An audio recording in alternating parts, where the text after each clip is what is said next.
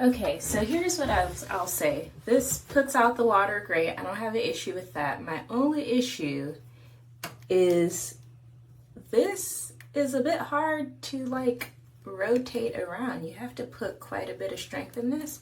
So would not recommend for like elderly, like, because this is, it doesn't move very seamlessly. It like, you really got to put some strength into it to move it. I don't know if it's just mine or if this is just typical for this, but yeah, that's the only gripe I have with it. It's kind of annoying in that sense, but other than that, it does fine. There is one other issue I will say. So I'm gonna put the water on.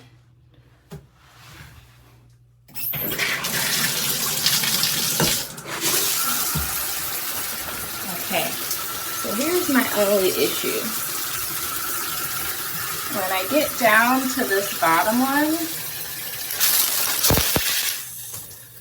it does this. Now I have it double wrapped, as you can see.